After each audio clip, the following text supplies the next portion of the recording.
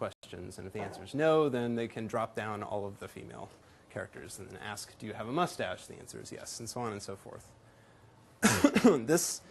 This type of asking questions narrows down the search space a lot faster than just saying, are you Mark or Bob or Joe or whatever the name for the corresponding character happens to be. So our goal here is to pose these types of queries that are as informative as possible.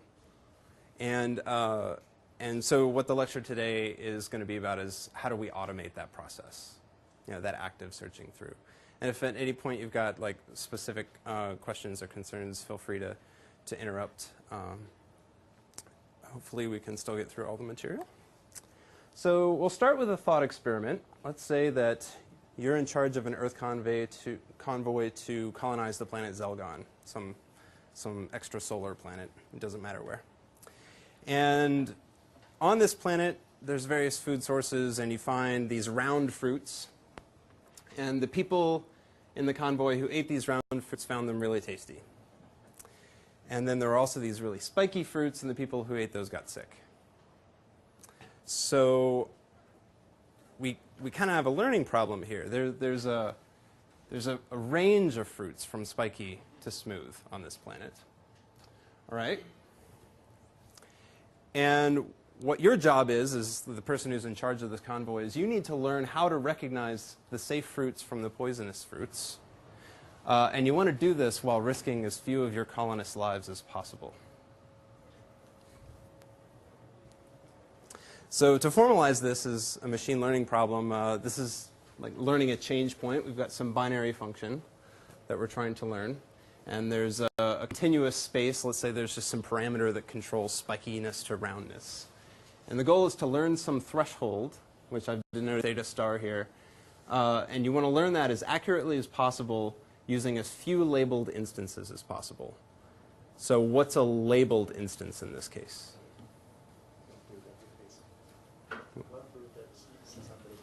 Right. Right. So an unlabeled instance is a fruit.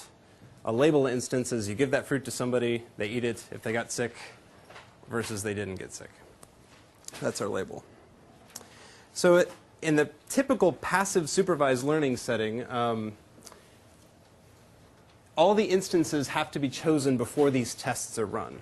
So you would just go out and gather maybe 100 or 200 or 1,000 fruits and then pass them off to different people in the convoy and say, did you get sick or not? And in order to accurately learn this threshold under the probably approximately correct learning model, which I think you discussed earlier, to learn it within an error rate of epsilon, it would require O of 1 over epsilon labeled instances to train this classifier. So that can be, if you want this error rate to be very small, this is a big number. That's a lot of people's health to put at risk. So the question is, can we do better? So let's say we've gathered these 9 different fruits, and we know that the spiky ones are poisonous, and the round ones, the smooth ones, are safe. So where should we start? So you want to start in the middle? So if we start with this one in the middle and give it to somebody and they eat it, oh, they got sick. So now what do we do next? Imagine we're a learning algorithm. We're trying to learn a threshold. We ran this test. We've updated our model of the world. Now what? Right. Look in the middle here, safe, middle here. We found the threshold. And this is just a binary search. So in the passive case, we require this many labeled examples. But in this active space, we've required that many fruits to be laying around, but only log base 2, since we're doing a binary search, of actual tests. So those are the number of queries, or the number of actual fruits that somebody has to eat in order to determine where this threshold is. So congratulations. This is your first active learning algorithm. So the relationship here is the key idea. The learner is choosing the training data rather than just passively sampling things and then handing those off to the oracle.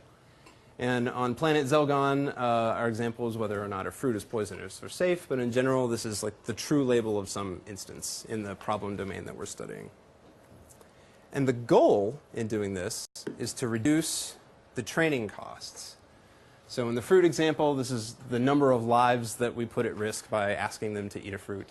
And in general, this is the number of queries, which can translate to more interesting or prescient notions of costs, like labor costs. You know, the people that you have to pay to do the labeling, or disk storage space for your training examples, so on and so forth. So reducing the amount of labeled data can directly influence the cost of obtaining the data necessary to train an accurate classifier. So there are several different ways in which queries can be formulated and tested in real-world problems. We'll start out by talking about three of these. These are query synthesis, selective sampling, and pool-based active learning are the three most general approaches that are considered in the literature. So we'll start with query synthesis. Let's say we've already got some random labeled sample laying around. And we give that training set to the learner. And it is able to, it knows what the instance space is. And it's able to just generate some new query, de novo, just knowing what the domain is. So if the instance space happens to be a Cartesian space of real numbers, then it can pick a point with 2 coordinates. And then passes that point off to the expert who provides a label. It's added to the training set, and that repeats. Does anybody see a problem with this?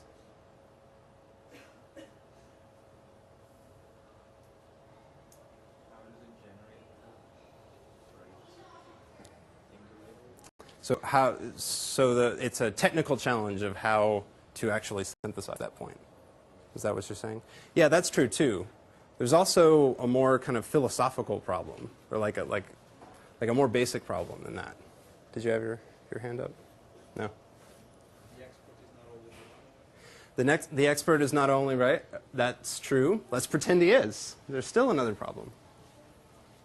Determining whether an instance is informative or not? That's a problem. Or that's a challenge that we're going to talk about extensively throughout this lecture.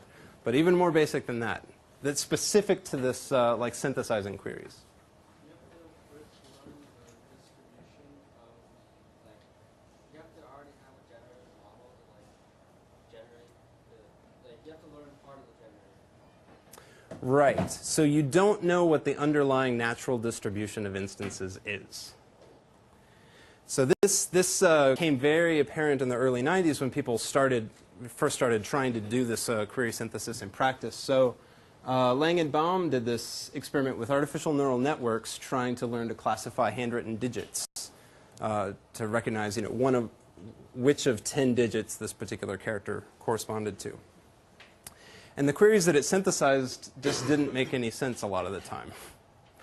So these are probably 7s. That's maybe a 5, but is that a 9 or something in between a 7 and a 5? Or, this is something that nobody would actually naturally write out, right? So we want some guarantee that the queries come from some underlying natural distribution. And so this is a problem with the query synthesis approach.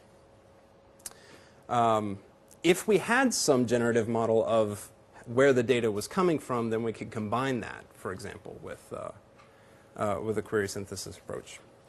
But in practice, selective sampling is an answer to this problem. So again, we've got some labeled data. We give that to a learner to induce a classifier. And then we've got some continuous data source, which might actually be a generative model of the data if you know what the distribution of the data is. And then you pull some new instance out of that data source. And then the classifier is allowed to inspect it and decide whether or not it's something that's informative, in which case it'll pose a query, or if it's something it already knows the answer to and we're just wasting our time, then we'll pass that off the trash. So for example, these are all of the smiley faces skulls and crossbones that are kind of grayed out here. Those are the ones that we could infer the labels for. They weren't very informative, so we're going to pass them up. And then for the ones that we do query, we get a label, add that to the model, and update.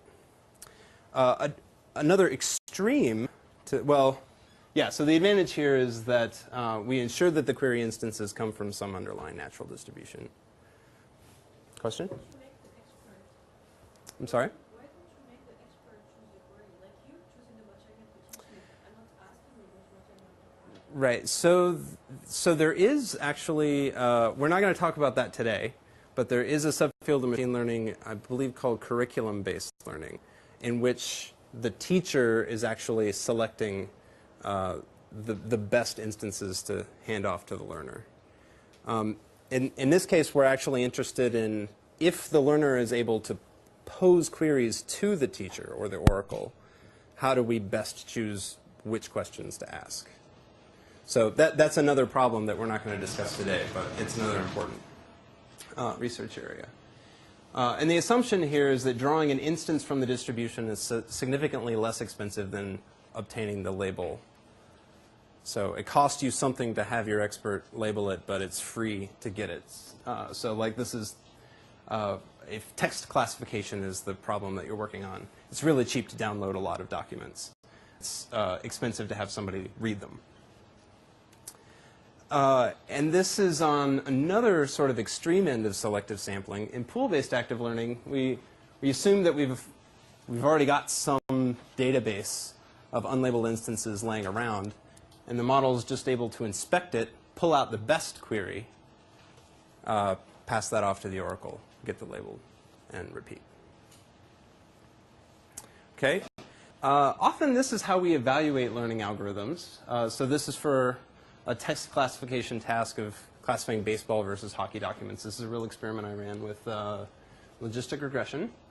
And passive learning here in the purple would be kind of as you randomly draw new documents out of the data set versus the red line, which is active learning. And we say that an active learning algorithm is doing better if its learning curve dominates.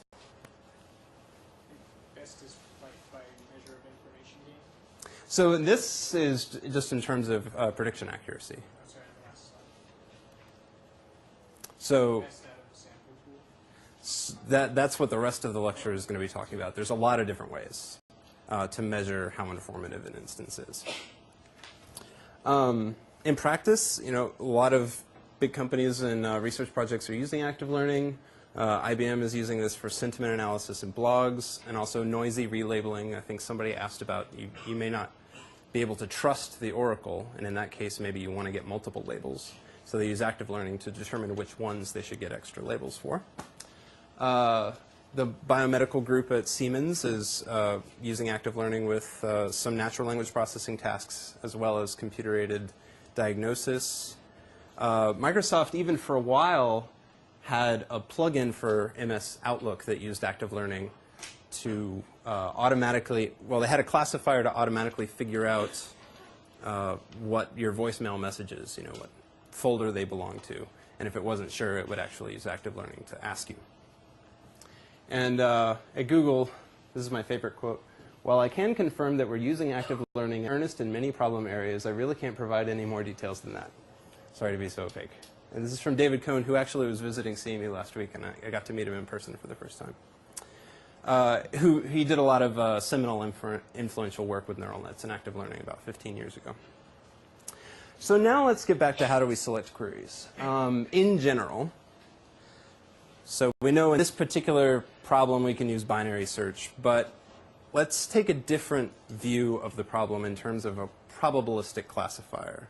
So if these are the two labeled examples we have, some probabilistic classifier might give us a probability distribution like this. So the probability of being safe given x, which is the roundness parameter or something. And it turns out that 0.5 is the midpoint for this particular model. So that's where we should query. We update the model. And now the probability of 0.5 just happens to be at our next most informative point. And this leads us to an objective function called uncertainty sampling, or a family of objective functions. And the idea is here, just query the instance that the model is most uncertain about. So we induce the classifier. Here's another toy example. Let's say we've got this two-dimensional Cartesian space with positive and negative examples coming from two different Gaussian distributions. If we just did random sampling, we might end up with a linear classifier like this, which is 70% accurate. But if we used uncertainty sampling, then we might end up with a labeled data set and a classifier that looks like this. And if you notice, a lot of these points on the far right and the far left, the model never bothered to ask about those because they weren't very informative. All the action was happening right there in the middle where the transition between the two classes occurred. So in this case, the accelerated sampling has to assume some initial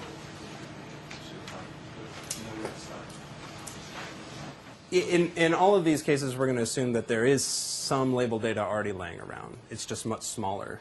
So we're not starting from scratch.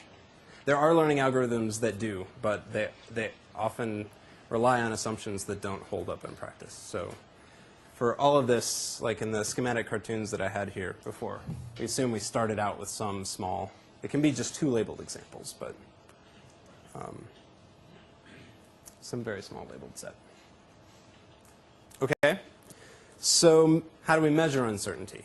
One approach is just a least confident heuristic, which would be, so let's say we've got some phi sub LC. This is our least confident objective function. We want to maximize 1 minus the probability of the most likely class given under the model. Okay? So another approach is the smallest margin. So let's take the two most probable classes and compute the difference between them. And we want to select instances for which that difference is small. The reason we want to do this is that for multi-class problems, for example, with the least confident objective function, we're throwing away all of the information about all the other classes.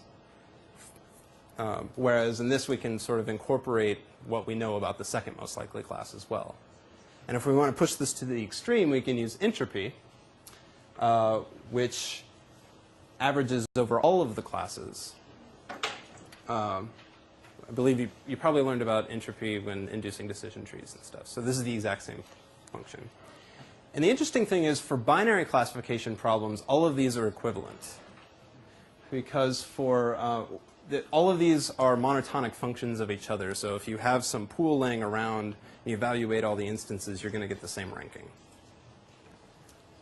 over all of them. Because you can infer, given the probability of the positive class, what the probability of the negative class is.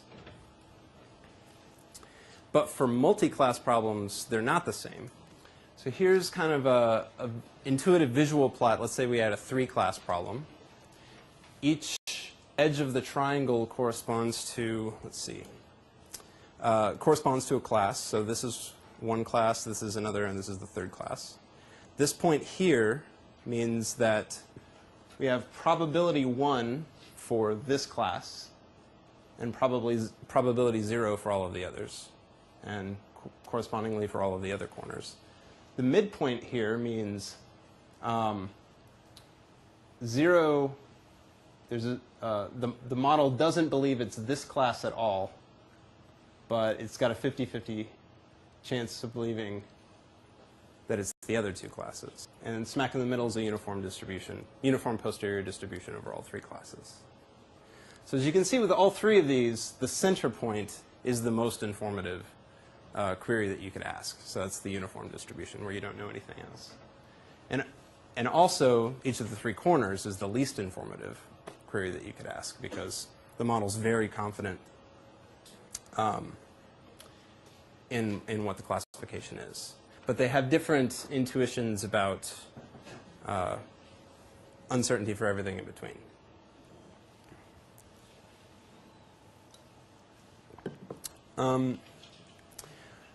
So for entropy, at least, there's an interesting information theoretic interpretation here. So the surprisal of a random variable in bits if you're using log base 2 or nats if you're using a natural log is the information content of the outcome y of some variable. And this is how informative the oracle's label is expected to be once we get the label. However, we don't know what label the oracle is going to provide. So we can estimate the information content of some particular query as an expectation over all of the labels. So if this is for doing an expectation over all possible labels of the surprisal term, then that's where we get how we can derive entropy. So this is a decision theoretic way of justifying uncertainty sampling. Now in practice, for pool-based active learning, we can just evaluate every instance in U given whatever uncertainty measure we choose, rank them all, choose the top k instances, query those, retrain and repeat. For selective sampling, it's a little trickier. And instead what we need to do is define some region of uncertainty. So some new point is coming in, and we're not deciding between this point and some other point. So we just have to decide whether or not this is informative enough to query. And so we might choose some threshold, like between a probability of 0.2 and 0.8. And if it falls, the posterior falls between that, then we would query it. Otherwise, we discard it, retrain it, repeat. Question? So I have a question about the pool-based active learning. So if you have like a really, really large pool, aren't you going to run into the same problem of the query synthesis? Because, like, yeah, we're going to, because there might be outliers in a very large pool. Yeah, we're going to talk about that a little bit later. For the selective something, what do you set both and lower bound and talk about for the recipe? Oh, how do we choose it? Why two boundaries? Why? I mean, it is reasonable that you don't choose to query about it. It's two line point. Why should not be query about it with two line? Oh, so sorry. This was this 0.2 and 0.8 wasn't for an information measure. This was for like the posterior. Let's say you've got a binary classification task. Sorry. Yeah. You could also just choose like some entropy threshold, and if the entropy is above this, then you query it. If it's below that, then you don't. Yeah, sorry about that confusion. Are there any other questions about like using uncertainty sampling in practice? So it's actually very widely used in practice, uncertainty sampling, often in combination with pool-based active learning, but also in combination with stream-based selective sampling. It's been used for text classification, part of speech tagging, word sense disambiguation. This is like telling whether the word bank refers to a financial institution versus something on the waterfront. Parsing. These are all examples from natural language processing, but there are numerous examples in computer vision, sensor placement, so on and so forth. But here's an example of where uncertainty sampling will fail in a stream-based selective sampling case. So this is an example from David Cohn back in 1994. This is a neural net trying to learn a concept of these. You can barely see it, but there's a second triangle right here. And the two triangles represent the positive class, and everything else is the negative class. So in our initial random sample, just to get the learning started, we happened to only hit points from the left triangle, but we didn't get any labeled examples from the right triangle. And if we defined our region of uncertainty in this naive way based on uncertainty sampling, then this is what the model class would look like. So everything inside this contour is considered positive, and everything outside of the outer contour is considered negative, and the region of uncertainty is what's in between. So we would only query points that fell inside here, or so on and so forth. So we're going to completely miss the right triangle. And then after like 150 queries later or so, this is what the model looks like. And it just only focuses on this left triangle. And that's a problem. Anybody have any ideas of what to do?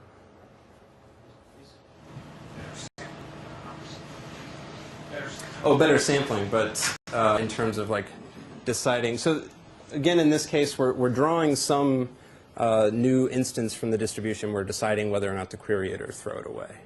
And so in this case, every time we sample one of these points, we're throwing it away. Yeah, you could periodically, have some temperature threshold where maybe early in learning we're willing to sample a lot of random things. So where did the initial samples come from? Chance, it's just your typical passive learning approach. Yeah, but so these sums are not uniform at all. It's too much conjuring. Well, they could be. I mean, they could be the result of a uniform sample. It doesn't look very uniform, but with very, very small probability.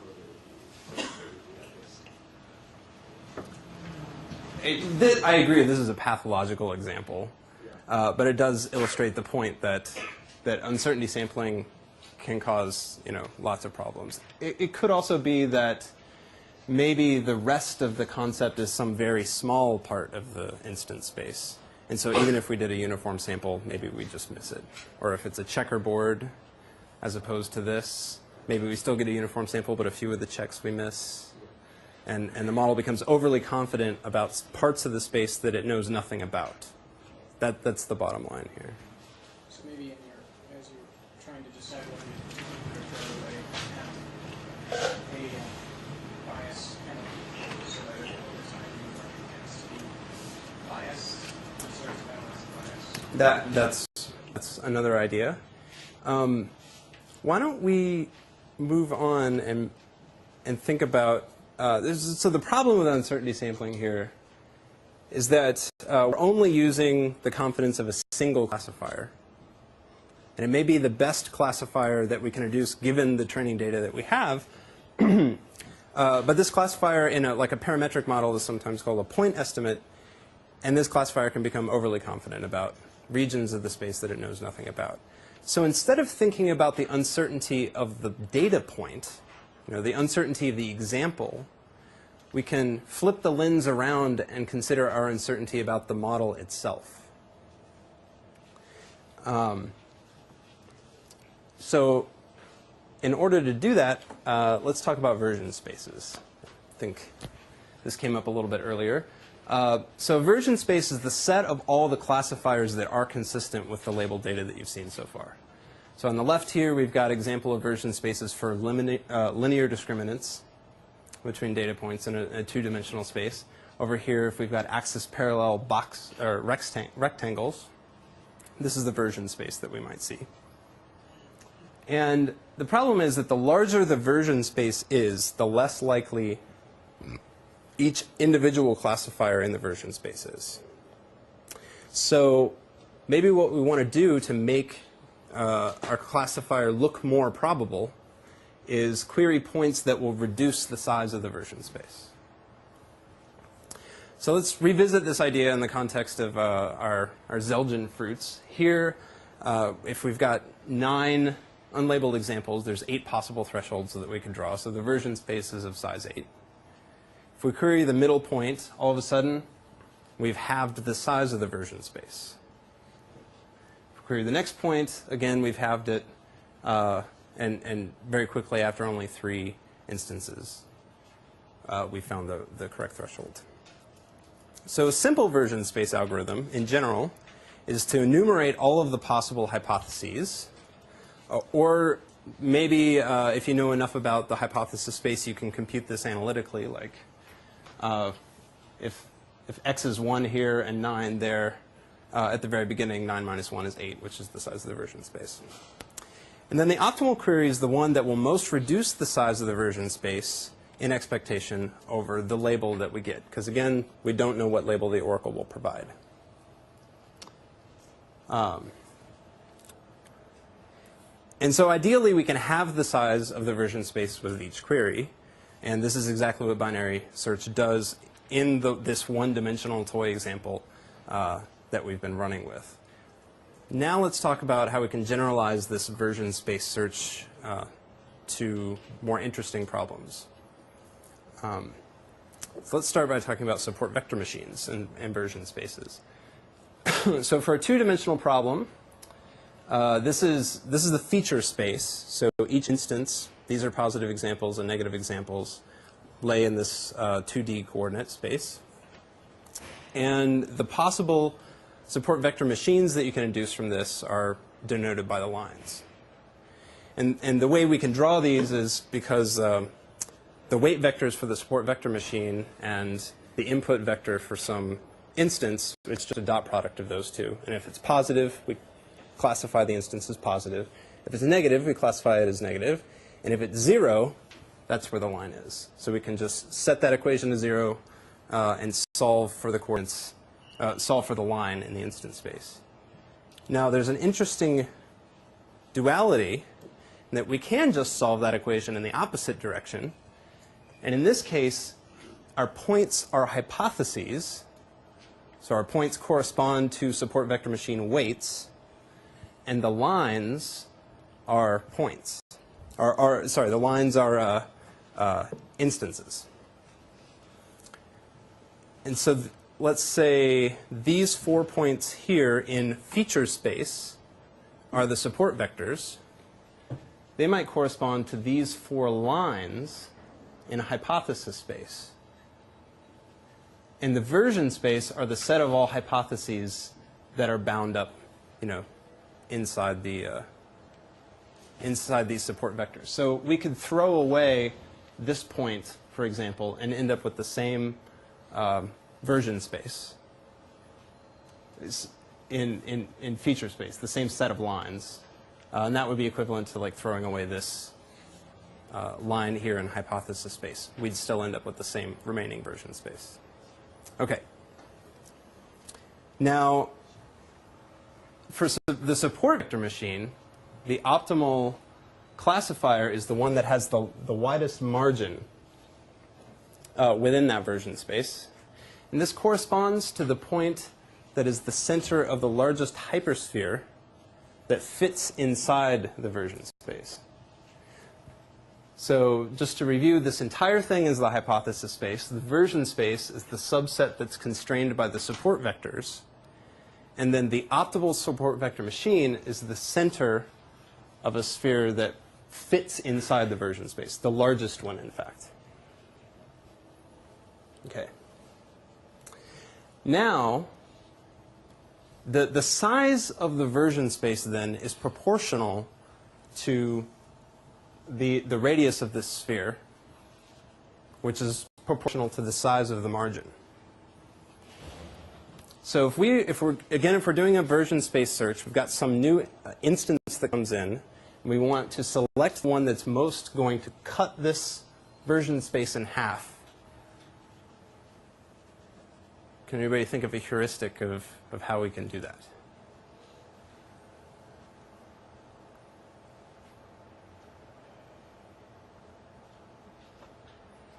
Okay, well, I'll tell you. So in this case, the dotted lines correspond to unlabeled instances. And the one that we want to choose is the one that, in this visual representation, the one that's highlighted in yellow is the one that's going to slice the version space in half, or comes closest to it. And it turns out that's also the one that's closest, that runs closest to the support vector machine weight vector, which sits kind of in the center of the version space. So just to review, this unlabeled instance here, if we were to query that, how much information is that likely to give us about the version space? A lot? Raise your hand if you think it's a lot. Raise your hand if you think it's not a lot. You're right. Okay. Because it doesn't make the version space any smaller, regardless of what label we get. It's not going to become a support vector.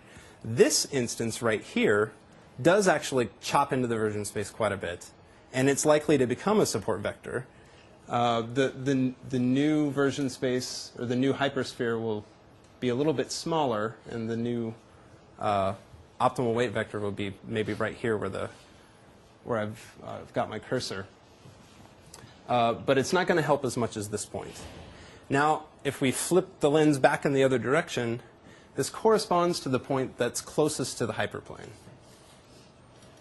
in feature space.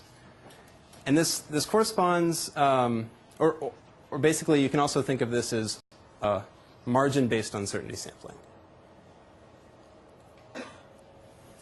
Now, is this going to be true in general for all linear classifiers? The fact that uncertainty sampling is actually doing a version space search? How many think yes? That, let me restate the question. So how many people think that this does hold true in general? How many people? What? That uncertainty sampling, this margin-based uncertainty sampling, is trying to bisect the version space for linear classifiers in general. How many people think this is not true? Boy, a lot of uncertainty in the room. This is a special case for support vector machines. I mean, it's true that uncertainty sampling can and does in practice whittle down the size of the version space. But because support vector machines are trying to place the weight vector right in the middle of the version space to be as non-committal as possible, that's why uncertainty sampling tends to chop it up. And it doesn't always hold in practice, but it's a more robust and principled heuristic than for like logistic regression or naive Bayes, for example. Querying the least confident point, right? Yeah, that's exactly, so the margin-based uncertainty sampling is exactly querying the least confident point. So you say it makes sense if you do it with SVM, it doesn't make sense. Right, or you've got some justification for doing it with SVMs, and you don't, it's just a heuristic with other types of objective functions for learning these linear discriminants. But, and the reason for that is there's a correspondence between the margin for an SVM and the size of the version space. They're relatively proportional. And we don't actually, keep in mind that we don't actually have to quantify the entire version space. We don't actually have to compute this box over here. You know, all we just have to do is, you know, do the dot product of our instance and the weight vector, and is it close to 0 or not? So in general, though, the size of the version space may be too large to enumerate, or it may be too difficult to compute the size of it analytically. Take advantage of, for example, the correspondence between the margin in a support vector machine and the version space size. So here's another idea. Let's say we can train two classifiers, both in the version space. One we'll call G, because it's general, and another we'll call S for specific. And these represent the two extremes of the version space. And then if these two models disagree, then that defines our region of uncertainty. So to look at this pictorially, let's say we've drawn some negative examples, which are in red, kind of on the outside. And we've got some blue examples that were in the middle. And the concept we're trying to learn here is actually just a square smack in the middle of this two-dimensional instance space. So this is G. This is our most general classifier. It's really liberal in what it's willing to call a positive example. The other one is extremely conservative about what it will call a positive example. And then the difference between these two is our region of uncertainty. Playing this out a little bit after 4 queries have come in, or maybe a few more, we can see that over time, not only do the two models start to look more like a square in what they will classify as positive or negative, but the size of the version space, which is denoted, or sorry, the size of the region of uncertainty, which is the difference in the version space, which is denoted in white, it gets smaller and smaller over time. And if we revisit that triangle example from earlier, this is what you would get from 150 random samples drawn uniformly. And this is what you would get from 150 queries that are drawn according to this G and S model disagreement. So unlike uncertainty sampling, because the G and the S model disagreed about how to classify the triangle that's over on this side, the model was able to get some useful information there. And the contours fit better than they do from doing random sampling. So those are two properties that we like. And it turns out we don't have to maintain G and S explicitly. So there's an algorithm called query by committee, which is a simpler, more general approach. And all we have to do here is train a committee of classifiers. And they can be any classifiers that are in the version space, although you can often just use two. And then just query the instances for which they disagree. And the nice thing is there's some theoretical work that's been done showing that we get some guarantees for the reduction in the number of labeled examples. So if we let D denote the VC dimension of a hypothesis space, which is a measure of the complexity of the problem that you can solve, under certain conditions, query by committee can achieve prediction error epsilon with high probability, this is again under the PAC model, of O of D over E unlabeled instances, and the log of that in terms of queries. So we again get this exponential improvement that we observed earlier with the binary search in one dimension, only this scales up to multiple hypothesis classes and more complex problems. So what does it mean to require how many unlabeled instances? That's question. It has been there from the very first one we talked about binary search, that it requires O of n samples, but only O log n queries. So what does the first mean?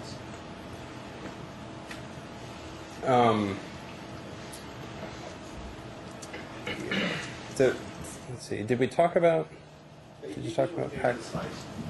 So you said binary search requires O n samples, but O log n queries. To train a classifier,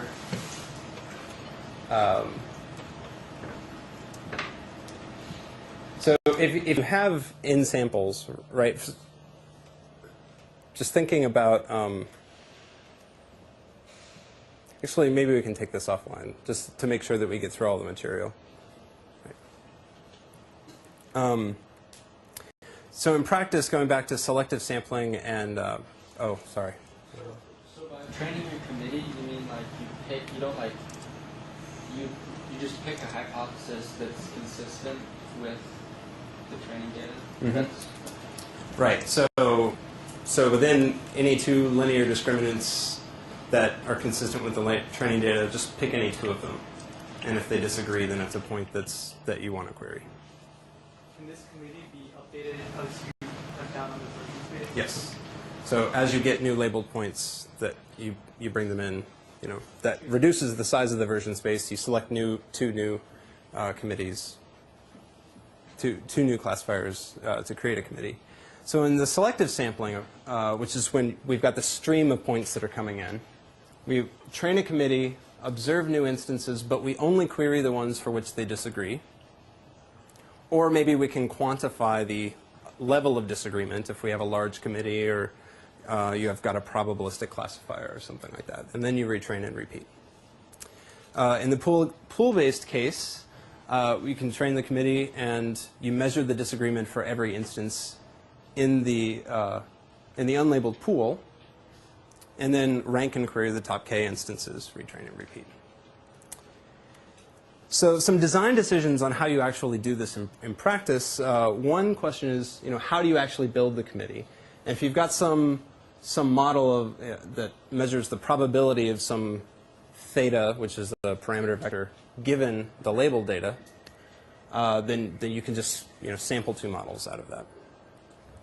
Or people have successfully used ensemble methods. I don't know if you discussed those earlier, but backing and boosting are two common ensemble methods to train a whole set of classifiers within a given hypothesis space, or even different hypothesis spaces. And you measure disagreement among all of the committee members. And as far as quantifying disagreement, you can use a simple kind of XOR function. So do they disagree at all? Or you can view the vote distributions as a probability and then use uncertainty sampling on this committee probability space. And a Bayesian interpretation of this is that we can use Bayes' rule to derive an estimate of the ensemble prediction for a new x, which is basically for each theta, so this is each model within the committee, you estimate its posterior probability of a class membership given the instance, and then just do a weighted sum over all of the committee members. And if the committee is big enough or exhaustive of the version space or even the hypothesis space, this is known as the Bayes optimal classifier. So you can think of the committee as kind of an approximation to the entire version space. And what query by committee then does is it attempts to reduce uncertainty not only about the instance label, but also about the classifier itself. So if we use vote entropy, this is essentially what our objective function looks like. We're doing an expectation over both the label and the committee. And just as a pictorial representation, let's say Andy Warhol was a Bayesian and he did this nice portrait of the Reverend Thomas Bayes. This corresponds to a two-dimensional problem with three classes, black, white, and red. Now let's train a bunch of, we draw 50 samples from this input space, and we get a bunch of decision trees. So these are a bunch of decision trees, 4 decision trees to be exact, that are consistent with those 50 examples. But they disagree a lot. This ensemble classifier, however, we're doing a majority vote just assuming that each of these trees is equally likely. It's just an average. And as we can see that this model is doing a lot better at recovering the original image than any of the individuals did. And this is a representation of their disagreement. So if we were doing uncertainty sampling from just a single decision tree, what we would end up with is basically lines at all of the change points, where we went from black to white. But with query by committee, we can quantify not only the disagreement of the change of colors, but let's see if there's a really good example. So for here, the committee is all in agreement that this section here should be red. But there's some uncertainty about it, so it's willing to sample points that come in that are in that region, because in the original image, as you can see, there's a crease there. So query by committee is not only willing to sample points that it's unsure about the classification, because it actually may be fairly certain about the classification, but the individual committee members are in disagreement about it. Okay. So let's take a tangent at this point and talk about the relationship between active learning and semi-supervised learning, which I believe you covered a little while ago. Both are trying to solve the same problem, or similar problem, in the sense that there's a lot of unlabeled data that's laying around, and we want to make the best use out of this. So in active learning, uncertainty sampling is one type of active learning that we've considered, and this is clearly the instance that the model is least confident about. And in semi-supervised learning, what does this correspond to? Not random sampling, but so right, we've got this large pool of unlabeled data. We train a classifier on the labeled data. If we're doing active learning, we look at the pool and we pull out the points that we're least confident about to go ahead and get a label for. If we're a semi-supervised learner, we label things we're most confident about, so the exact opposite. And this corresponds to self-training in softer senses. Expectation maximization and entropy regularization are semi-supervised learning algorithms that try to do this. It tries to exploit what the model thinks it knows about the labels and the unlabeled data, rather than exploring, as an active learner would, the things that it thinks it doesn't know. So let's see, query by committee in active learning. We're using ensembles to rapidly reduce the size of the version space. Is there an analog in semi-supervised learning for this?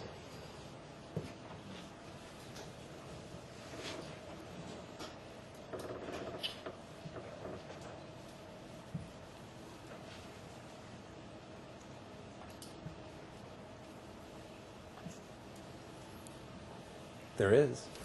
Self-training, I believe? So self-training is actually falls over on this side. So self-training, you've got a model, just a single model, a point estimate. It goes through, and the ones that it's extremely confident about, it just goes ahead and labels them and retrains on I them. thought there was a variant of self-training where you had a collection of classifiers and you only label things that they all agree on. Right. I'm not sure what it's called though. So that is often called co-training or multi-view learning. So if you've got two views of the problem, like for example, you're trying to classify noun phrases into whether they refer to a person or a company or a location or something like that. Your two views might be morphological features of the word. So if the suffix is "berg," then that makes it more likely to look like a city. And then your other view could be the context in which it occurs, like mayor of X. And you want to train classifiers so that they agree, these two different views agree and constrain the version space of the other. So that kind of the opposite in active learning is you want to query the points where they disagree the most rather than agree the most.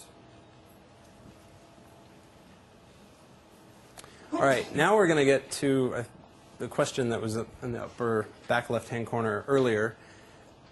There are outliers. In the case of pool-based active learning, we've got some very large database of instances that's laying around. There might be a lot of outliers in here. So for example, if we have these two labeled points, this is an SVM that we've learned from those for some reason. We might end up querying this point, which is not likely to change the model very much. And it's not going to help us reduce error or the size of the version space in practice or uncertainty. So one solution is to just use the density of the instance. So the density weighting can be decomposed into, like, we've got some base informativeness measure. So this can be I'm using H here to represent entropy as shorthand. So the entropy of our posterior labeling under the model of an instance. And then we multiply that by like the average similarity of all of the unlabeled instances in the pool. We could also run a clustering algorithm to get a bunch of clusters and compute this similarity measure only among the instances that fall in the same cluster. And so what we're actually doing here is we're using the unlabeled data to sort of get at what the underlying distribution is, even if we don't know it, to avoid querying outliers. So we want to query things that are both informative. This could also be a query by committee approach. So both informative and representative of the underlying distribution. And there have been several active learning methods that have tried to do this in practice. So another more principled approach is to minimize the risk of a query candidate, where risk represents our uncertainty about how we'll classify everything in the unlabeled pool if this instance is added to the labeled set. So risk can be more formally defined as the sum over all of the unlabeled points, the expectation of what our uncertainty, in this case entropy, would be for all of those unlabeled points if we were to query, I've lost my pointer here, if we were to add X to the label, to the training set with label Y, this is our uncertainty. Actually, yeah, I had an animation. Sorry about that. So sum over all the unlabeled instances, compute an expectation over all the possible labelings of the query we're considering, and then this is the uncertainty of some unlabeled instance in the pool after we retrain with X using that label.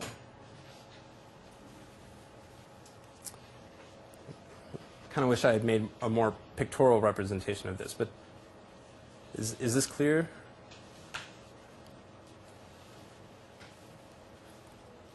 All right. So here's some practical results, some experiments that were run. This is referred to as error reduction sampling. If you assume that this uncertainty is proportional to error, which it is actually proportional to the log loss function, objective function. This top line here is this error reduction sampling that we just discussed. The second line here that dips down and then goes up is density weighted query by committee. So this is a density weighting method that explicitly rather than implicitly tries to tie the distribution of instances together with uncertainty. This line here is uncertainty sampling, and then at the bottom we've got random sampling or passive learning. So we're doing a much better job at achieving high accuracy with fewer label data points with this explicit error reduction sampling. Here's another example on a different data set. We basically see the same trends. So there is a relationship, though, between this error reduction sampling and uncertainty sampling. So a different perspective is that we're trying to maximize the information gain about the pool for some new query.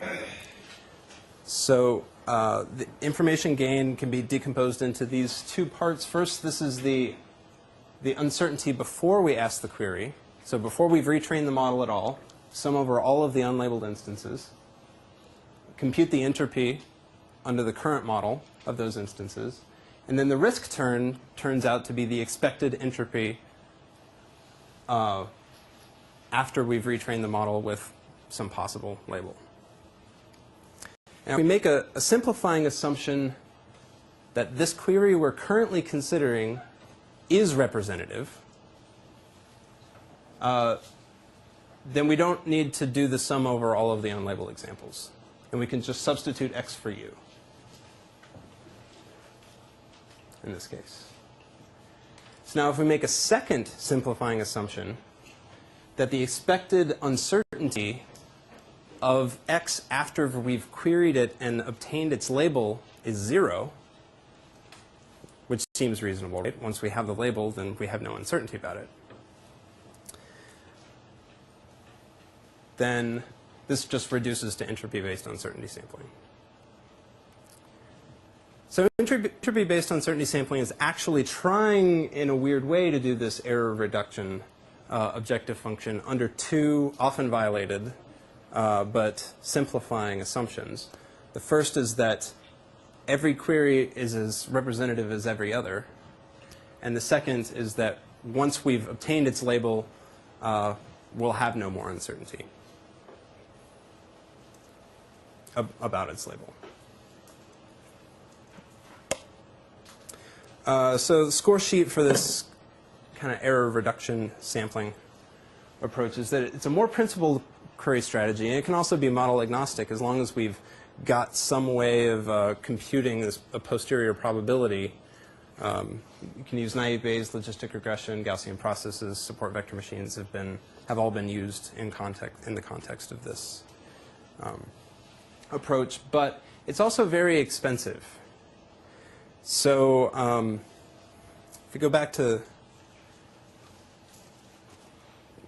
we can just use this. So we must iterate over every instance in the pool twice, once to consider it as a query, and second to estimate its uncertainty. And then also we have to do that again for every possible labeling of the query. And then we also have to retrain the model for every possible labeling of the query. So it's extremely expensive in practice. It's often fairly tractable with non-parametric models like k-nearest neighbors or Gaussian processes, because there the bottleneck isn't retraining. You just incorporate a new instance. The inference is actually what makes it more complicated. So how much time do we have? This goes until 10 till. So we have 15 minutes. Okay. So I'm going to, at this point now, I'm going to talk about some research directions that are ongoing and current. And the first thing I'll talk about is alternative query types. So far, we've only talked about choosing instances, data points. So in like a document classification task, we've talked about pulling out some piece of text and having that be classified. That's the form of our query, is an unlabeled instance. Now, humans, for example, in this class, this type of task, and in many other tasks as well, we can intuitively provide label information about features. So if we're doing text classification, we can say that the word puck is highly indicative of hockey documents, or the word strike, or base, or something. Those are words that indicate the baseball class. And so dual supervision is this fairly recent area of machine learning that has tried to exploit this type of domain knowledge that we can inject into the problem by using both instance and feature-based labels. And furthermore, we can use active learning to solicit this kind of domain knowledge and ask questions like, does puck indicate the class hockey? And so one question is, does it help to actively solicit these kinds of labels? So Dualist is a software. I should have put a URL up. It's going to be on Google Code, but this is one of my research projects currently. It's an open source project that combines interactive text annotation. It uses semi-supervised learning with an underlying naive Bayes model plus the expectation maximization algorithm. You can inject domain knowledge by saying, the word puck indicates the label hockey. Does anybody have an idea how that is incorporated into the model? In a naive Bayes model?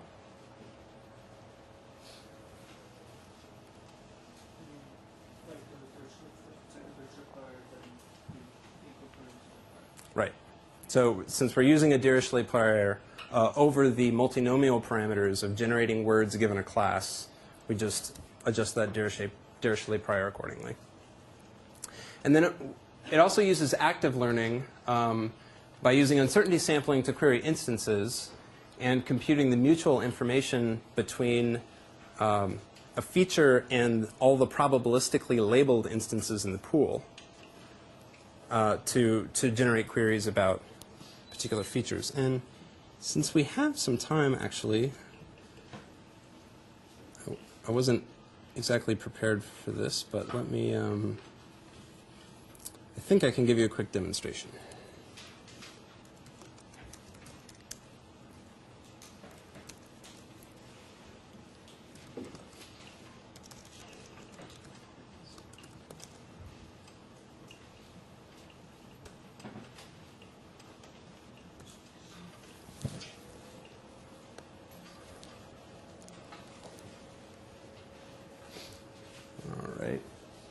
Should have mirrored my displays.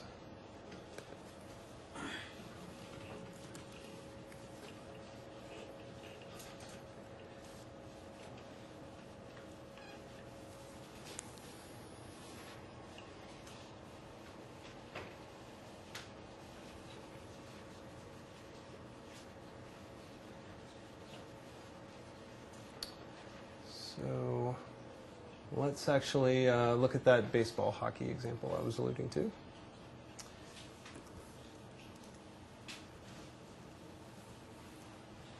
So here's what the interface actually looks like. Over on the left-hand side, we're given documents. So the source domain here, this is a standard text classification data set. These are news group postings from the early to mid-90s. One was in a baseball thread and the other was in a hockey thread. So the actual documents themselves are over here on the left. And on the right, we have baseball and hockey for the two class columns. And these are words. Now, right now, there's absolutely no labeled information available, so it's just posing queries by ranking the words by frequency before it has any information to go on. So if we start here, we go down the top. Yeah, baseball, that is a pretty good indicator for baseball. NHL, that's a pretty good indicator for hockey. Now let's retrain the model with that. And all of a sudden it's picked up on the fact that ball hitting, hitter hit batting, pitcher bat runs, these are all correlated with documents in which baseball also occurs. And Capitals, that's a team, Cup, Stanley Cup, those playoffs are going on right now. Apparently Canada is a really good indicator of hockey documents. And over here on the left, we have the documents themselves for which the model is least certain about. And you can kind of see why. There's not a whole lot of information here given. Now here, this one's clearly, the Wings are a hockey team, so we can label that accordingly. Bat, pitch, let's say, actually, we can also just type in puck and arena, for example. Retrain the model. And anyway, so on and so on, so forth. Let us get back to the lecture. So here's some results using actual, so these are not synthesized results, synthetic results using some labeled data set that we just pretend we don't have the labels for. This is actually people interactively doing the annotation. On the cost axis here, rather than the number of queries that are posed, this is the actual time in seconds that has elapsed, of human time that's been spent, and everything chops off after 6 minutes. And the vertical axis here, we have classification accuracy for, this is the WebKB data set, was trying to classify university web pages, they being about faculty, course, student, or I believe it's project. And these are the corresponding learning curves. The black line is people using Dualist in active learning, answering queries about both the instances and the features. And as you can see, in all cases, each of these 4 plots are 4 different users on the same data set. They all did a much better job answering queries on both. This dotted line at the very top is what you would get with fully supervised if you actually had the labels for the entire data set. So that's kind of the upper bound what we would expect. In 6 minutes, basically everybody was able to get within 90% of fully supervised accuracy, rather than having to read 2,000 documents and classify them. This dashed line here is active learning, but only answering queries about the documents themselves, and not answering any queries about feature membership. And then this baseline here at the bottom is random sampling. So this is passive learning, typical supervised learning. Here are results on a different data set. This is also from that news groups corpus, but this is classifying whether the document's about cryptography, medicine, space, or electronics, I believe, are the 4 categories. And here we see also consistent wins from answering queries on both features and instances. And it's also interesting to note that active learning does better than passive learning in these real-world test cases in general, but sometimes only by a little bit. And actually, in this case, on this data set, no, I guess it was still better. But the differences, you can see, are not really practically, and in some cases, not even statistically significant. So this brings us to another interesting aspect of real-world annotation costs. So our discussion up to this point has assumed that any query we ask is going to be equally expensive to label. But if we go back to our Zelgin fruit example, maybe it's more expensive to query instances that look like they're poisonous than it is to query things that look like they're safe, according to the current model. And we would like to incorporate that into, rather than just reducing the number of queries that have to be answered, we now have this other function of reducing the overall cost, which can be in terms of money, people's health, elapsed annotation time. And so here's a study I did as part of my thesis work, actually, having people annotate these 4 different natural language tasks, and what they are doesn't necessarily matter, but these are distributions of annotation times, which you can, as you can see, vary significantly. And the variance is sometimes annotator dependent. You know, sometimes one person just works faster than another person. Sometimes they're instance dependent. This particular query is more difficult to answer than another. Or in text classification, this document is twice as long as this other document. And then sometimes there's just stochastic effects too, which we couldn't really account for. The good news is sometimes, for some of these tasks, we can, alongside the model that's actually trying to do the classification, we can learn, for example, a regression model that's trying to predict how much time it's going to take, based on a few meta features like the length of the document or how uncertain it looks to the current classifier. And we can fairly, these are learning curves over time. These are R-squared correlation coefficients. So we can, after labeling, I don't know, a few dozen emails, for example, in this particular information extraction task from email signatures, we can explain 75% of the variance in how long it takes someone to annotate. And then hopefully incorporate that information into the active learning algorithm. There's some interesting kind of open questions that are, there's ongoing research into these, is how to build better cost-sensitive approaches. If the units of our cost and our informativeness, you know, they're in different units, we want to minimize dollars but maximize information gain. You know, how do we combine these two into a principled unified objective function? How do we make use of crowdsourced labels, which can be noisy if you're using Amazon Mechanical Turk, for example, to label words or label documents? You can't always trust them. One heuristic is just to get multiple labels and take majority vote or average. But maybe there are more cost-saving ways of doing that actively. There's also this issue of batch mode active learning. So let's say you're collaborating with some biochemists, and they have a robot that can synthesize 600 peptides. And in one shot, they can get measurements for how some protein binds to those peptides, 600 at a time. Everything that we've talked about so far, and indeed most of the research in active learning, has assumed you're just getting one labeled example at a time. How do you choose 600 that are going to be very informative but not redundant, for example? Multitask active learning. Let's say you've got a bunch of different related tasks that you're all trying to learn at the same time. How do you pose a query that's going to give you the most information across all of the tasks? For cases where the oracle is a human in the loop, there are various human-computer interaction interfaces of what kinds of questions they can answer reasonably and how to pose questions in those, in that language, in that query language. As well as data reusability.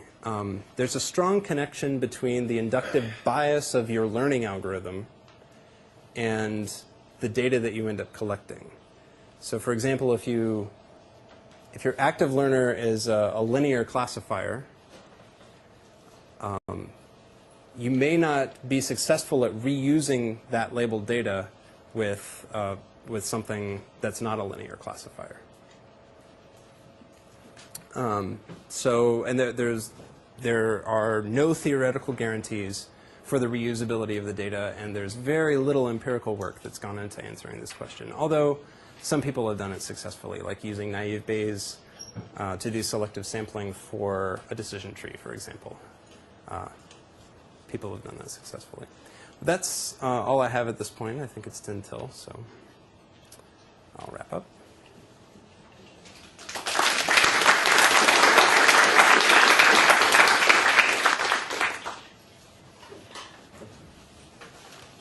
And if you've got any other questions, you can feel free to come down and we'll take them offline.